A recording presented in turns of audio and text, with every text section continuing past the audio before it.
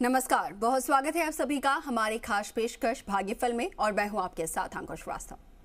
ज्योतिष शास्त्र के अनुसार कुंडली में किसी भी प्रकार का दोष होना अच्छा नहीं होता है। जन्म कुंडली के 12 भाव होते हैं जो कि उस व्यक्ति के जीवन के विभिन्न पहलुओं को प्रतिनिधित्व करते हैं।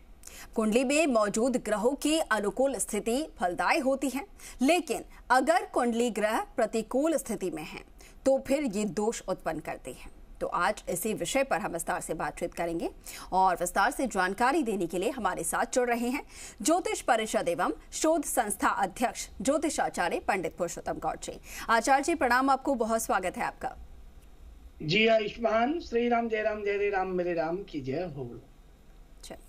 तो कुंडली और कुंडली में दोषों को लेकर हम बातचीत करेंगे, विस्तार से आचार्य जी से जानकारी लेंगे। लेकिन उससे पहले अगर आपके मन में कोई शंका है या फिर आपके जीवन में कुछ परेशानी चल रही है तो आप सीधा हमारे साथ जुड़ सकते हैं और जो भी आपकी समस्या है उसका आचार्य जी से तुरंत हल भी जान सकते हैं। इसके लिए हम अपना नंबर टीवी स्क्रीन पर फ्लैश कर रहे हैं जिस पर आप कॉल कर सकते हैं, हमारे साथ जुड़ सकते हैं और ये नंबर है 0120715386 0120715387। चलिए बिना देरी किए आचार्य जी का रुख करेंगे और उनसे जानेंगे। आचार्य जी, किसी भी व्यक्ति की कुंडली में जो ग्रहों की अनुकूल स्थिति होती है या फिर अनुकूल ना भी हो तो जो स्थिति होती है, ऐसे में कहीं ना कहीं कोई दोष कुंडली में आ जाता है। उस दोष का प्रभाव जो है वो काफ़ी ज़्यादा यहाँ पर गलत पड़ता है व्यक्ति के जीवन पर भी। तो आपसे जानना चाहेंगे कि आखिर वो कौन कौन से दोष हैं जो कि व्यक्ति के जीवन में बहुत ज़्यादा परेशान कर देते हैं और क्या कुछ इनके असर रहते हैं, फिर उनके असर को, जो दोष है उनके असर को कम कैसे किया जा सकता है। देखिए, आपने बड़ी अच्छी बात कही है। क्या है केंद्राधिपति दोष? दोष क्या होता है, इन लक्षणों से परिचय कैसे हो? तो आप मान के चलिए कि कुंडली में जब किसी प्रकार का दोष होता है तो व्यक्ति को प्रभाव पूर्व में होने लग जाता है। और आप अंकुर जी ये मान लीजिए कि ग्रह वो करते हैं जो शत्रु भी नहीं करता है। शत्रु तो बहुत सोच के, विचार के, चिंतन करके फिर कर पाता है बुरा, लेकिन ग्रह बिना सोचे समझे बुरा व्यक्ति का कर डालते हैं। अब ऐसे में आज आपको यही हम बताना चाहेंगे कि कुंडली में किस प्रकार से केंद्राधिपति दोष होता है, क्या ये कितना प्रभाव करता है। व्यक्ति को जब जन्म लेता है तो नाम से और जन्म समय से, जन्म स्थान से हम कुंडली बनाने के लिए गणना करते हैं। इस आधार पर व्यक्ति के जन्म के समय की ग्रह की स्थिति को पता लगने के बाद कुंडली बन जाती है और उससे आकलन हो जाता है कि इस व्यक्ति को ये दोष इतने टाइम पर रहेगा, इतने समय पर ये दोष आएगा। तो विश्लेषण करा करके उस दोष को, जो दोष का निर्माण हुआ है, उस दोष का निवृत्ति के लिए उपाय करना चाहिए। किन्हीं कारणों से दोष का उपाय नहीं करते हैं तो आप ये मान के चलिए कि बहुत हानिकारक सिद्ध हो सकता है। जैसे शनि, राहु, मंगल होते हैं, वो जातक की कुंडली को नुकसान बहुत पहुंचाते हैं, जिसके कारण कुंडली में दोष उत्पन्न होते हैं और ऐसे दोष का दोष निवारण करना बहुत जरूरी होता है। नहीं तो ये काफी नुकसान की स्थिति में आदमी को बदल देता है। किसी व्यक्ति की कुंडली में केंद्राधिपति दोष का निर्माण तब होता है जब शुभ ग्रह जैसे बृहस्पति, शुक्र, बुध या शुक्ल पक्ष के चंद्रमा जैसे लाभकारी ग्रह केंद्र के भाव में बने बैठ जाते हैं। तो ज्योतिष शास्त्र में ऐसा माना जाता है कि केंद्र भाव कहते हैं उनको, केंद्राधिपति। जैसे हमारी केंद्र में सरकार बैठी है, ऐसे केंद्राधिपति। तो पहले चौथे, सातवें, 10वें भाव के स्वामी, त्रिकोण भाव पहले 5वें, 9वें भाव के स्वामी हमेशा शुभ परिणाम दिया करते हैं। लेकिन इस दोष के कारण केंद्र भाव के स्वामी नकारात्मक परिणाम जब देना शुरू करते हैं तो व्यक्ति की हालत खराब हो जाती है और वो, आप ईमान कीजिए, तन का कपड़ा भी उसका दुश्मन हो जाता है जी। ऐसी स्थिति और परिस्थितियां तब बनती है जब ये ग्रह पहले चौथे, सातवें, 10वें भाव के स्वामी, त्रिकोण भाव पहले 5वें और 9वें भाव के स्वामी जो है, केंद्र भाव के स्वामी जो दोष के कारण बने हुए हैं, तो फिर इनसे नकारात्मक परिणाम शुरू होते हैं। तो इनके दोष निवारण के लिए सबसे प्रथम बात यह है कि आप जन्म पत्री, आपकी टाइम का आपको अनुमान नहीं है, आपकी जन्म पत्री नहीं बनी हुई है, आपके पास कोई चीज नहीं है कि जिससे आप अपना ग्रह आकलन करा सको। ऐसे में व्यक्ति को प्रतिदिन स्नान आदि से निवृत्त होने के बाद सूर्य को जल देना चाहिए, सूर्य को अर्घ अवश्य देना चाहिए, बड़े बुजुर्गों का सम्मान करना चाहिए, सुबह सूर्योदय से पूर्व उठना चाहिए, रात 9 बजे 9:30 बजे तक सो जाना चाहिए। और इसके अतिरिक्त खान पान पर, आहार विहार पर आपने नियंत्रण रखना चाहिए, नियंत्रण से बाहर नहीं जाना चाहिए, और सदाचारी, दुराचारी व्यक्तियों की संगत में नहीं और सदाचारी बन करके जीवन जीना चाहिए। ऐसा करने वाले व्यक्तियों को विभिन्न प्रकार के प्रतिनिधित्व करने वाले ग्रहों के, क्रूर ग्रहों के दोष होने के बाद भी कुछ नहीं बिगाड़ पाते हैं। पर एक नियम होना चाहिए व्यक्ति का, जो खान पान का नियम नहीं, रहन सहन का नियम नहीं, वाणी पर को नियंत्रण नहीं, ऐसे व्यक्ति का तो पल पल हर व्यक्ति शत्रु बनता चला जाता है, और शत्रु की बनने की श्रृंखला में इतना बोझिल हो जाता है, वो इतना परेशान हो जाता है कि फिर उसको कोई नहीं बचा सकता। तो इसलिए बहुत छोटी छोटी बातें हैं जिनको करने से व्यक्ति हर प्रकार के लाभ ले सकता है और जीवन को सुखद व स्वर्ग बना सकता है। बिल्कुल बिल्कुल आचार्य जी, तो सबसे पहले जानना ये होता है कि कुंडली में कौन कौन से जो ग्रह हैं उनकी स्थिति अनुकूल है या फिर नहीं है, ये देखना होता है। कौन से ग्रह का प्रभाव अभी हमारे जीवन पर पड़ रहा है और उसकी वजह से परेशानी हो रही है। तो आचार्य जी, आपसे ये जानना चाहूँगी कि जिस तरीके से जैसे आपने बताया कि सबसे ज़्यादा जो ग्रह नुकसान देते हैं या फिर कष्ट पहुँचाते हैं उनमें शनि होते हैं, राहु होते हैं, तो ऐसे में जब इनका प्रभाव हमारी कुंडली पर होता है, इनकी दृष्टि जब होती है, तो किस तरीके की परेशानियां जीवन में आती हैं, कैसे हमें पता चलेगा, उसके संकेत कैसे मिल पाएंगे? देखिए, आपने बहुत अच्छी बात कही है कि ग्रह कैसे उनसे हम निकले। ग्रह जो है, और ये मान के चलिए आपकी जब आपके खराब होते हैं तो आपको पहले ही वो सूचित कर देते हैं, या अपन ये कह सकते हैं कि ग्रह जो खराब होते हैं वो आप अपने लक्षण बता देते हैं। जैसे प्रतिकूल ग्रहों को अनुकूल बनाने के लिए आपको व्रत रखना चाहिए, जप करना चाहिए, वस्तुओं का दान करना चाहिए। अब मान लीजिए किसी को आत्मा, अब ग्रहों के बारे में हमने बड़े विस्तार से, बड़े लंबे समय से चर्चा करते आ रहे हैं, और मैं समझता हूँ कि दर्शकों को बहुत ज्यादा ग्रहों के बारे में जानकारी हमारे चैनल से प्राप्त हो चुकी है। उसका कारण जैसे सूर्य है, सूर्य की प्रतिकूलता दूर करने के लिए रविवार का उपवास रखें, भोजन में नमक रहित करें, भोजन नमक रहित करें। रविवार को सायंकाल सूर्य संबंधी वस्तुओं को गुड़, गेहूं या तांबे का दान जरूर करें। तो ये एक तरीके से मान लीजिए सूर्य का उपाय हुआ। अब मान लीजिए कि किसी को 9 ग्रहों को खुश करना है, तो 9 ग्रहों के लिए जैसे सूर्य उदय होने से पूर्व उठें, गंगा जल, चांदी का टुकड़ा, गंगा जल से स्नान करें, चांदी का टुकड़ा सूर्य के लिए रखें, चंद्रमा के लिए शमशान या अस्पताल में प्याऊ लगाएं, मंगल के लिए ग्रह को बलवान बनाने के लिए सूर्य को जल गुड़ डाल करके अर्घ दें। मतलब बहुत छोटी छोटी चीजें हैं। जैसे बुधवार को बकरी को है ना आप घास दें अपने हाथ से। मतलब कितनी सरल बात है, बहुत छोटी बातें हैं। इतनी छोटी बातें हैं कि इनको कोई भी कर, जैसे गुरुवार के दिन केसर का तिलक लगाएं, शुक्रवार के दिन आप गाय माता की जो है सफेद चंदन लगा दें, या उनको जो है शनिवार के दिन बंदर को गुड़ खिलाएं, चने खिलाएं। और राहु के लिए चांदी की ठोस घोड़ी अपने पास रखें, केतु के लिए कन्या की सेवा करें, केसर का चंदन तिलक लगाएं। तो ये बहुत छोटी छोटी बातें हैं जिन्हें आदमी करके बहुत कुछ प्राप्त कर सकता है। जी बिल्कुल बिल्कुल आचार्य जी। आचार्य जी, हमारे साथ दर्शक भी जुड़ना शुरू हो चुके हैं, उनका भी रुख कर लेते हैं। बहुत स्वागत है, बताइए क्या जानना चाह रहे हैं आप? हेलो जी नमस्कार, स्वागत है आपका, बताइए। पंडित जी प्रणाम।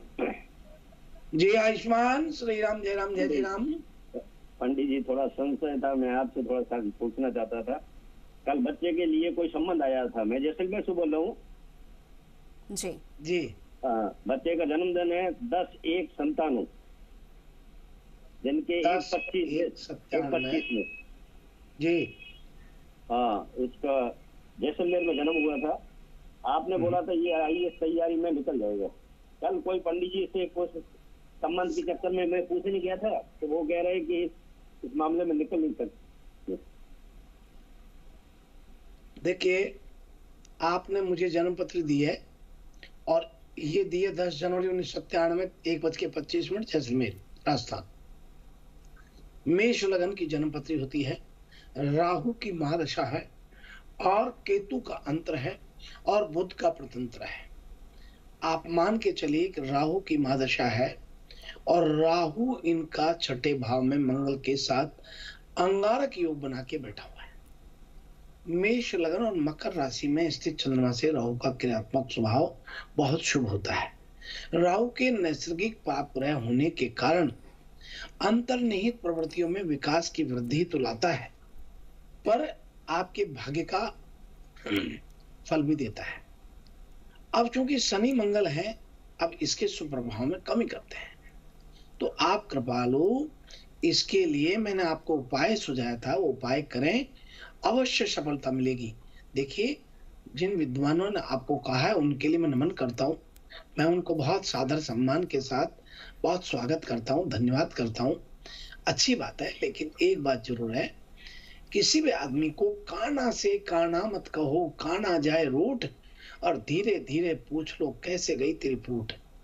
मतलब व्यक्ति से काने डायरेक्ट मत कहिए। ऐसा हमारा ज्योतिष शास्त्र को पढ़ने से पूर्व हमको सिखाया जाता है कि व्यक्ति को किस प्रकार से किस ढंग से बात करनी आनी चाहिए। अब चूंकि वो व्यक्ति नाराज नहीं होना, लेकिन वो व्यक्ति को नहीं आएगा जिस व्यक्ति ने अपने माता पिता से या गुरुजनों से केवल 1-2 चीज सीख करके विद्या को चालू कर दिया है। जो वास्तव में शास्त्री किया, आचार्य किया, पढ़ाई की है, उस व्यक्ति को बोलना भी आएगा, प्रिडिक्शन करना भी आएगा, कब किस समय कितना बोलना है वो भी उसको आएगा। जन्म पत्री में कभी भी किसी को डराने के लिए, दिखाने के लिए कोई नहीं जाता है। डर पैदा के लिए जन्म पत्री को नहीं दिखाई जाती है।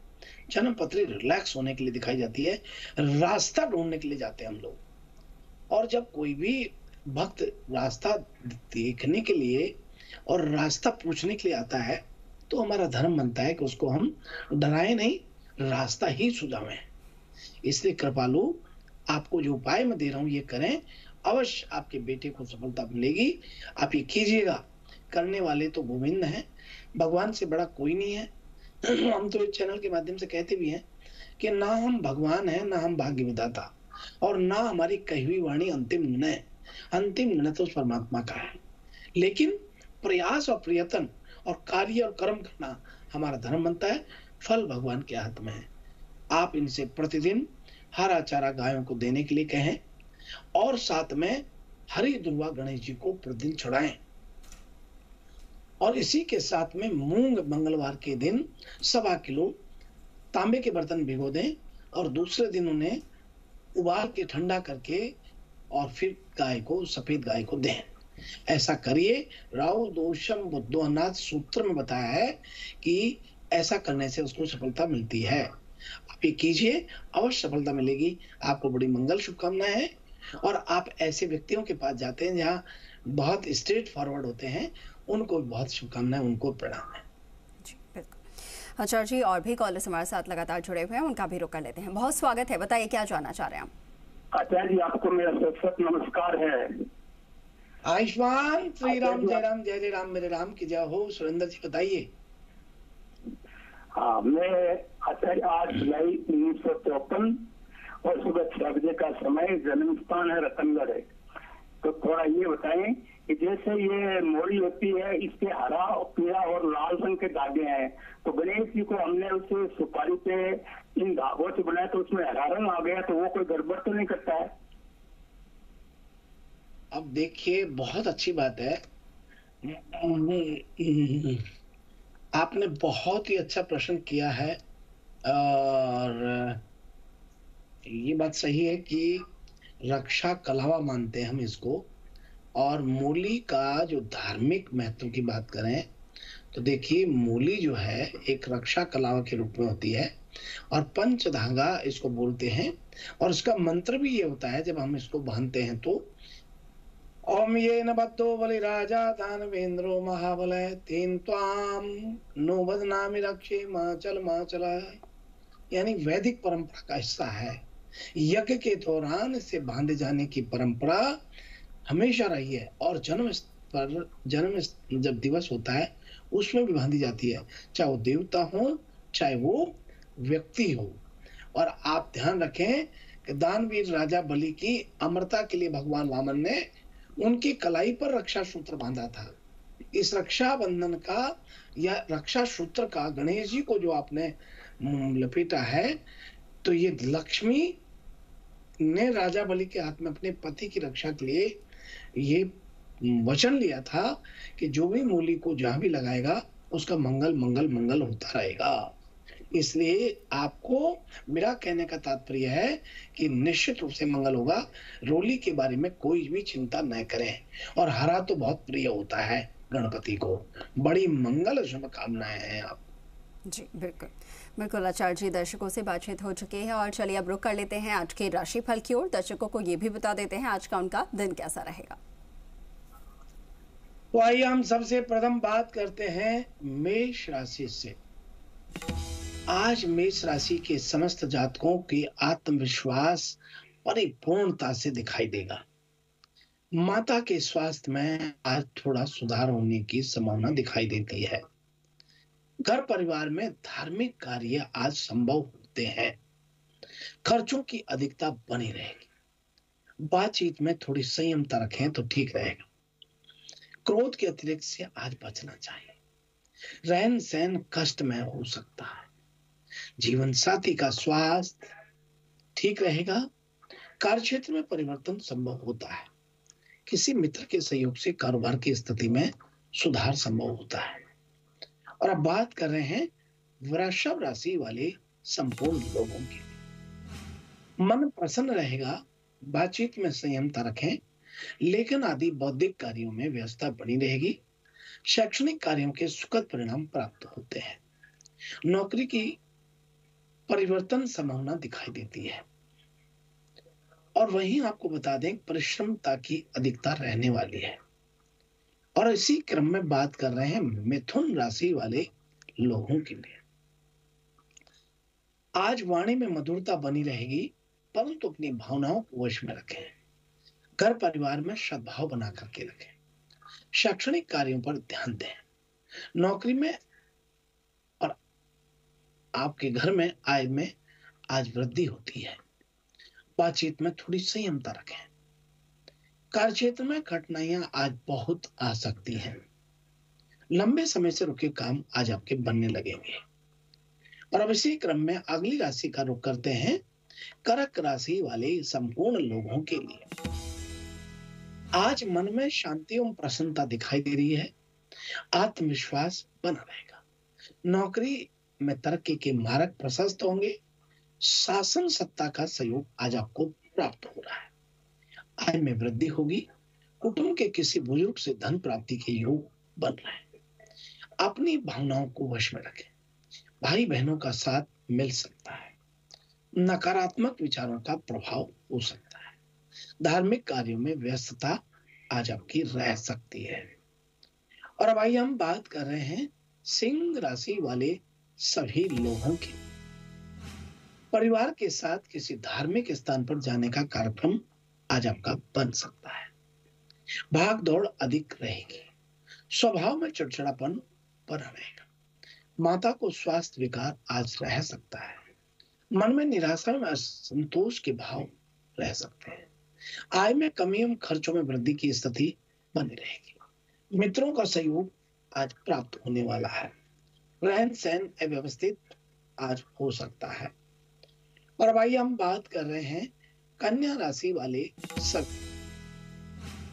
मन प्रसन्न रहेगा, फिर भी बातचीत में संयमता रखें। नौकरी में तरक्की के योग बन रहे हैं। आय में वृद्धि होगी। मन सम्मान की प्राप्ति हो रही है। मित्रों से आज भेंट हो सकती है। आत्मविश्वास भरपूर रहेगा। मानसिक शांति बनी रहेगी। वस्त्रों पर खर्च बढ़ेंगे। माता की ओर से आर्थिक सहयोग मिल सकता है। तरक्की के मार्ग प्रशस्त होंगे। आज थोड़ा सेहत का ध्यान रखें। और अब बात कर रहे हैं तुला राशि वाले लोगों की। आज कारोबार में परिवर्तन के योग बन रहे हैं। किसी मित्र का सहयोग प्राप्त हो रहा है। परिश्रम अधिक रहेगा, लाभ के अवसर मिलेंगे, आत्मविश्वास में कमी रहेगी, परिवार का साथ मिलेगा। स्वभाव में थोड़ा चिड़चिड़ापन आज रह सकता है। और अब आइए हम बात कर रहे हैं वृश्चिक राशि वाले लोगों के लिए। वृश्चिक राशि के जातकों को आज वस्तुओं के प्रति रुझान बढ़ सकता है। पारिवारिक जीवन सुख में रहेगा। आज आपके पिता के स्वास्थ्य का थोड़ा आपको ध्यान रखना होगा। खर्च बढ़ सकते हैं। स्वभाव में चिड़चिड़ापन रह सकता है। कुटुंब के किसी बुजुर्ग से धन प्राप्त आज होने की पूर्ण संभावना दिखाई देती है। व्यर्थ के विवादों से आज आपको दूर रहना चाहिए। और अब बात कर रहे हैं धनु राशि वाले सभी लोगों के लिए। आज धनु राशि के जातकों को आत्मविश्वास रहेगा। अति उत्साही होने से बचना चाहिए। शैक्षणिक कार्यों के सुखद परिणाम प्राप्त होंगे। मीठे खान पान के प्रति रुझान बढ़ सकता है। स्वभाव में चिड़चिड़ापन रह सकता है। स्वास्थ्य के प्रति आज आपको सचेत रहना चाहिए। धनु राशि के जातकों आज आलस की अधिकता बनी रहेगी। परिवार की समस्या परेशान कर सकती है। धार्मिक संगीत के प्रति रुचि बढ़ सकती है। पारिवारिक जीवन आज थोड़ा कष्ट में रह सकता है। और आगे बढ़ते हैं और बात कर रहे हैं मकर राशि वाले। कारोबार में वृद्धि होगी। विदेश यात्रा लाभप्रद रहेगी। स्वास्थ्य का ध्यान रखें। परिवार का साथ मिलेगा। और आगे बढ़ते हैं और बात कर रहे हैं कुंभ राशि वाले लोगों के लिए। आज क्रोध से बचना चाहिए। वाहन सुख में वृद्धि हो सकती है। माता का सानिध्य मिलेगा। स्वास्थ्य का ध्यान रखें। भाग दौड़ आज आपकी बढ़ सकती है। और अब इसी क्रम में आगे बढ़ते हैं और बात कर रहे हैं मीन राशि वाले सभी लोगों के लिए। शैक्षणिक कार्यों में आज आपका मन लगेगा। कार्यक्षेत्र में सफलता मिलेगी। मान सम्मान की प्राप्ति होती है। स्वास्थ्य का ध्यान रखें। यात्रा पर खर्च बढ़ सकता है। मन में निराशा एवं असंतोष के भाव बने रहेंगे। शैक्षणिक कार्यों के सुखद परिणाम आज आपको प्राप्त होंगे। स्वभाव में थोड़ा चिड़चिड़ापन दिखाई देगा। मित्रों का सहयोग प्राप्त होता है। आय की स्थिति में सुधार हो रहा है। संतान की ओर से सुखद समाचार आज आपको प्राप्त हो रहे हैं। इस प्रकार से यह है आज का हमारा अपना राशिफल। जी बिल्कुल बिल्कुल आचार्य जी, और आपका बहुत शुक्रिया हमारे साथ जुड़ने के लिए और जो भी दर्शक हमारे साथ जुड़े उनके समस्या के समाधान के लिए भी। शुभ आशीर्वाद, सुप्रभात। श्री राम जय राम जय जय राम, मेरे राम की जय हो। चलिए इसी के साथ फिलहाल के लिए भाग्यफल में इतना ही। आप बने रहें जी राजस्थान के साथ। नमस्कार।